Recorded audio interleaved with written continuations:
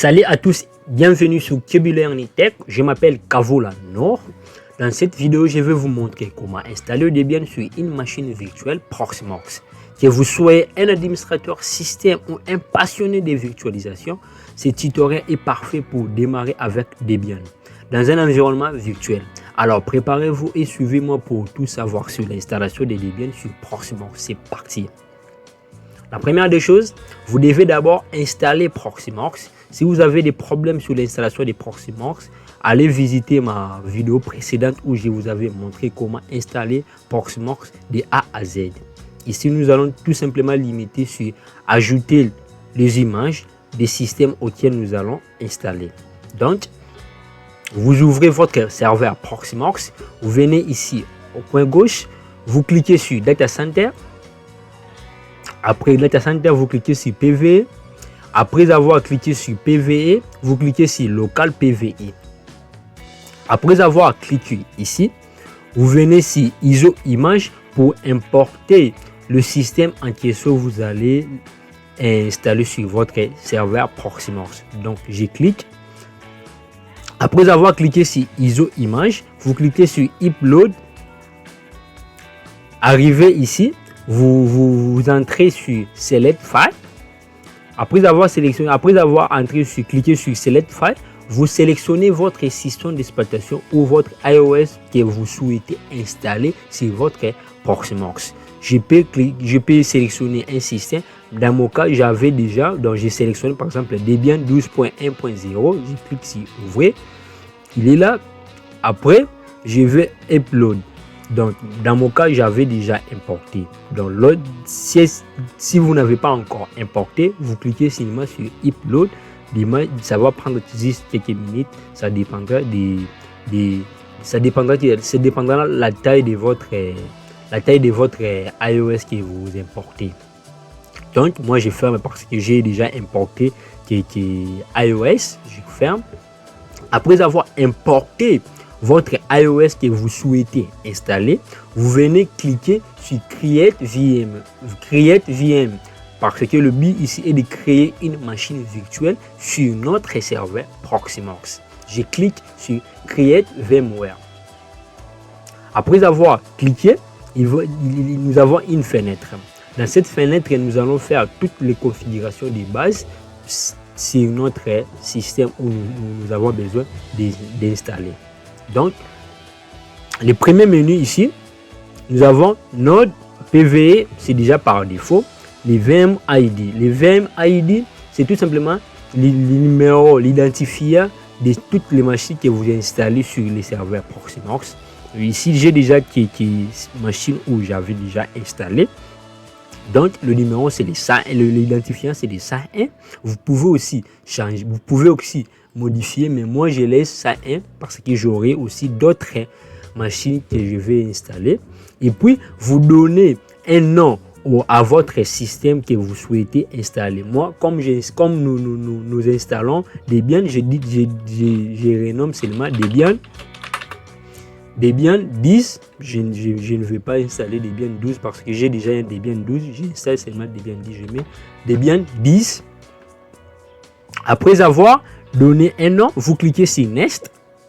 Après avoir arrivé ici, vous allez tout simplement importer ou bien sélectionner tout simplement les systèmes que vous souhaitez installer.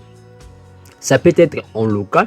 Nous avons importé ça en local sur le disque où nous avons installé notre serveur Proxmox. Mais vous pouvez aussi avoir un autre serveur de fichiers. Ça peut être Tronas où vous importez directement à travers votre serveur.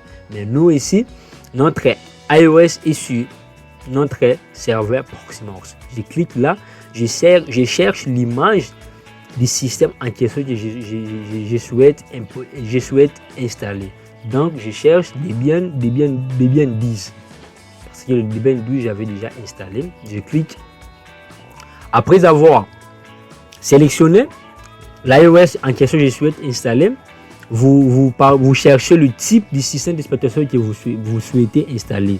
Donc, nous, Debian sur Linux, je laisse ma Linux. Et puis la version, la version. Ici, nous avons deux versions. La première version, c'est 6.x et la deuxième, c'est 2.x. Moi, je laisse 6.x-2.6 qui est en N. Après avoir cliqué, je clique sur Next. Arrivé ici, à ce niveau, je pense qu'il n'y a pas quelque chose de grave ici. Ça dépendra que de vous, ou bien vous sélectionnez BIOS. Non seulement BIOS, vous pouvez aussi sélectionner IFI, mais moi, je laisse BIOS parce que ça dépendra tout simplement de votre machine. Ici, il n'y a pas quelque chose que nous allons modifier. Je clique directement sur Next. Une fois arrivé ici, à ce niveau, vous allez tout simplement donner la taille ou la capacité de votre disque dur. Moi, c'est tout simplement un serveur où j'ai installé pour des raisons de test, comme je vous avais dit dans mes précédentes vidéos. Lorsque vous travaillez dans la tech, vous devez avoir un laboratoire auquel, ou un home lab auquel vous pratiquez tout ce que vous apprenez. Donc, comme c'est une machine pour des raisons de test, je laisse 32 Go. Les restes, les storages, c'est local. S'il y avait un autre serveur où il y avait un stockage à côté, j'allais directement sélectionner. Mais comme c'est un stockage local, je laisse seulement. Et puis, je clique directement sur Next parce que au niveau du disque, je laisse seulement 32 Go. Par défaut, c'est 32 Go, mais vous pouvez aussi augmenter. Moi, ce n'est pas une machine pour une entreprise, mais tout simplement pour les raisons de test. Je clique sur Next. Il faut arriver ici. Ici, vous devez tout simplement augmenter ou laisser par défaut. Ça dépendra de vous et ça dépendra aussi aux composants que vous avez sur votre machine physique. Parce que avant d'abord de l'installer, vous devez d'abord savoir les composants ou les composants que vous avez sur votre serveur ou votre machine. Vous avez rendu les serveurs pour des raisons spécifiques. Ça peut être pour une entreprise ou pour des... Comme moi, c'est pour mon home lab, c'est pour des raisons de test. Donc, je peux augmenter, mais je laisse un parce que j'aurai aussi d'autres machines que je vais installer. Dans les processeurs, je laisse un tiers. Ici aussi, les sockets, je laisse un. Je clique directement sur Next. Ou bien, vous venez ici, vous sélectionnez par rapport à votre architecture. Donc, vous cliquez sur Next. Il faut arriver ici, vous devez configurer la mémoire RAM. La mémoire RAM, par défaut, c'est 2 Go. Ce n'est pas une machine puissante, c'est bien. C'est juste pour des raisons de test. Je peux augmenter, mais je laisse à 10 Go. Il faut arriver ici. Donc, nous devons configurer notre réseau. Par défaut, vous pouvez aussi laisser toutes les configurations ici par défaut, mais vous pouvez aussi faire par rapport à vos besoins. Si vous avez par exemple besoin de segmenter votre réseau ou si vous avez plusieurs machines installées sur votre serveur Proxmox, vous pouvez aussi segmenter ou faire de différentes configurations. Mais moi, c'est juste pour des raisons de test, je laisse toutes les configurations par défaut. Je clique sur Next et puis nous sommes maintenant à la fin de notre configuration de base. Ici, vous regardez s'il y avait une erreur, vous cliquez et puis vous modifiez. Mais moi, je pense que tout est bien configuré. Donc, si tout est bien configuré, vous cliquez ici, Finish. Après avoir cliqué sur Finish, nous allons démarrer notre installation. Si ce genre de contenu vous intéresse, n'oubliez pas de vous abonner, de cliquer la cloche de notification et de me laisser quelque chose, ce que vous pensez aux commentaires. Je serai ravi, je serai présent pour vous répondre. Donc, nous démarrons tout simplement notre installation. Comme je vous avais dit, chaque machine vous installez sur les serveurs Proxmox, ils doivent avoir un numéro et un nom. Donc, nous ici, notre machine, c'est SAI 1 et puis le nom, c'est le Debian. Donc, vous cliquez sur les noms où vous avez renommé et puis vous cliquez sur Démarrer. Une fois que vous cliquez sur Démarrer, vous venez sur Console. L'installation commence. Et une fois arrivé ici, vous sélectionnez la première chose, vous sélectionnez donc graphique install et puis vous cliquez sur Enter. Donc vous cliquez sur Enter ou bien vous venez sur console. Moi j'aimerais utiliser console pour que ça soit une autre machine à côté. Et puis il y a le menu pour sélectionner la langue. Moi je sélectionne French en français. Donc French. Et puis je clique sur continuer. Et puis ici il nous demande le pays choisi. Donc le pays choisi permet de définir les fusions horaires. Donc, moi, je sélectionne la France. Donc, France, je clique sur OK. Et puis, donc, je sélectionne la langue pour mon clavier. Donc, mon clavier, moi, je sélectionne français. Je clique sur continuer. Il faut arriver ici. Il va tout simplement détecter. Puis, il va charger les composants supplémentaires. On patiente juste quelques secondes. Donc, lorsque vous installez, il faudrait être un peu patient. Donc on attend qu'il finisse. Voilà. Si vous aimez ce genre de contenu, n'oubliez pas de vous abonner. On va passer juste quelques secondes. Il configure le composant du réseau, la configuration du réseau. Donc vous devez être un peu patient. Ça prend juste quelques secondes. Ça dépendra aussi de votre serveur. Hein. C'est de votre serveur ou de votre machine que vous avez par exemple rendu. Vous avez rendu serveur ou vous avez installé serveur ou vous avez installé Proxmox. Donc, il faut arriver ici. Vous donnez tout simplement un nom. Donc, moi, comme on installe Debian, moi je laisse par défaut Debian. Je n'ai pas quelque chose à modifier ici. Je clique sur continuer. Et puis, si vous avez un domaine, moi, c'est juste pour des raisons de test. Je n'ai pas une raison de mettre mon domaine ici. Je clique directement sur continuer. Ça prend juste quelques secondes. Il faut arriver ici. La première des choses, vous devez d'abord mettre votre mot de passe root ou le super utilisateur. Parce que avec Linux, lorsque vous installez Linux, c'est pour plusieurs utilisateurs. Donc, supposons qu'un utilisateur accède ou vous lui donnez par exemple accès sur votre machine, il n'aura pas la possibilité d'avoir votre mot de passe super utilisateur ou root. Donc je mets les mots de passe, un mot de passe fort. Hein? Ce n'est pas un mot de passe au hasard, vous mettez un mot de passe fort, ce qui est recommandé même en sécurité ou bien en cybersécurité. Donc après avoir mis les mots de passe, je clique ici, clique. Et puis, nom complet du nouvel utilisateur. Donc, vous devez donner un nom complet du nouvel utilisateur. Donc, moi, je mets un nom du nouvel utilisateur. Après avoir mis les noms, je clique sur continuer.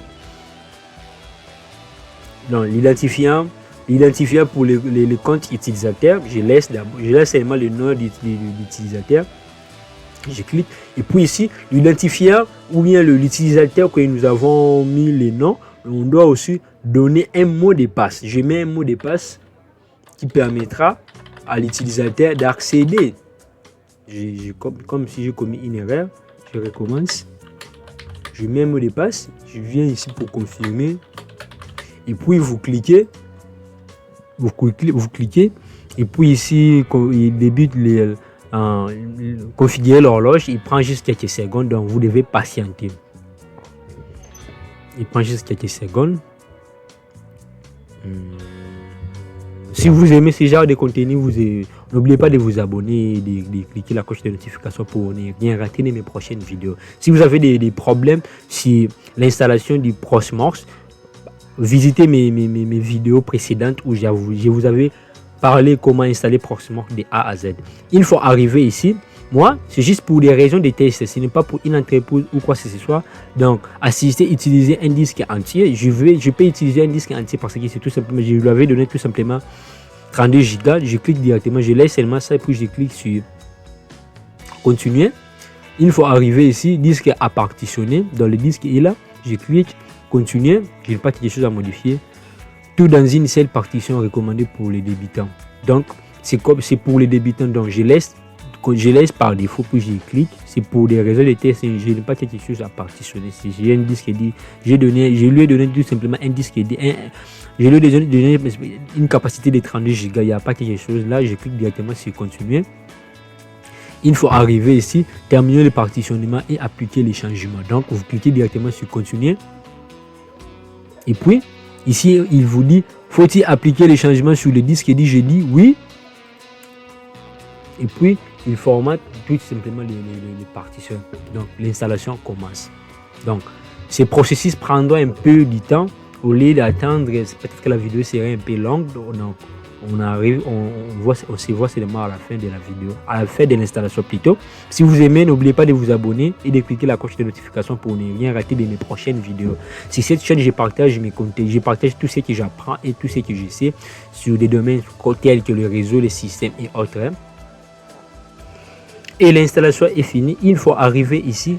Donc, faut-il analyser un autre CD ou DVD? Je dis non, je laisse par défaut. Je clique directement sur continuer. Et puis, faut-il utiliser un miroir sur les réseaux? Je dis non, je clique directement sur continuer. La configuration de l'outil de gestion des paquets APT. Donc, on passe juste quelques secondes. Donc, lorsque vous installez, vous devez être patient parce que l'installation prend un peu du temps. Donc, on passe juste quelques secondes. C'est presque jusqu'à la fin. Il est en train de télécharger le fichier. Donc, on passe juste quelques secondes. Ça dépend aussi de la vitesse de votre machine. Hein. Si vous avez une machine puissante, ça peut aller rapidement. Comme la machine n'est pas vraiment puissante, ce n'est pas une machine d'entreprise, mais tout simplement c'est une machine, c'est un serveur pour les home labs. C'est juste pour apprendre et approfondir tout ce que j'apprends.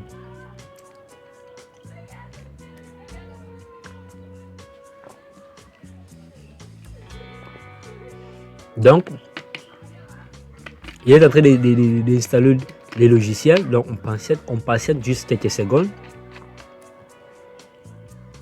Oui, maintenant il est là. Souhaitez-vous participer à l'étude statistique sur l'utilisation des paquets? On dit non, on n'a pas besoin de ça. On clique sur non. Donc, choisir et installer des logiciels. Il faut arriver ici. Donc, ici, on clique par rapport aux besoins. Donc, moi, je n'ai pas besoin de beaucoup cliquer des choses ici parce que si vous cliquez si vous cliquez, donc avant de cliquer, donc vous devez vous assurer que vous cliquez pour un but. Donc moi ici j'aurai juste mon besoin environnement de bureau de Debian. Les autres ici je n'aurai pas besoin pour les moments. Le serveur web pas besoin, serveur d'impression je peux aussi désactiver mais je laisse. Serveur SSH je peux aussi cliquer mais je laisse parce que je n'aurai pas besoin d'accéder à distance. Donc, si j'en aurais besoin, peut-être que je le ferai après. Je clique directement continuer. Donc, choisir et installer le logiciel. Il prend juste quelques secondes. On patiente juste un peu. L'état qu'il installe le logiciel de base et autres composants. Comme je vous avais dit, si vous avez des questions, n'oubliez pas d'écrire aux commentaires. Je serai ravi pour vous répondre. Si vous avez des difficultés en informatique ou en question, dites-moi en commentaire. Et n'oubliez pas aussi de vous abonner pour m'encourager, pour agrandir aussi la communauté. Donc, au lieu d'attendre jusqu'à la fin, au lieu que la vidéo soit longue, j'arrête seulement et puis on revient après à la fin. Et après avoir passé l'installation, il nous demande si nous voulons installer le programme de démarrage GAP sur les secteurs d'amorçage. Donc je clique directement sur clic, continuer. Et puis préférer où sera installé le programme de démarrage. Je laisse par défaut, je clique directement sur continuer. Ici, je laisse directement et puis je clique continuer. Il prend juste quelques secondes. Donc, il fait l'installation du programme où nous avons cliqué. Donc, nous patientons. Maintenant, là, nous sommes à la fin de notre installation. Donc, je clique directement sur continuer. Donc, la fin de l'installation, la machine va tout simplement se redémarrer. Une fois la machine se redémarre, vous entrez et puis vous mettez votre mot de passe. Nous sommes à la fin de notre tutoriel. Si vous avez des suggestions, laissez-moi aux commentaires. N'oubliez pas de vous abonner, de cliquer la cloche de notification pour ne rien rater de mes prochaines vidéos. et de partager la vidéo pour agrandir aussi la communauté. Et on se voit à la vidéo prochaine. Bye!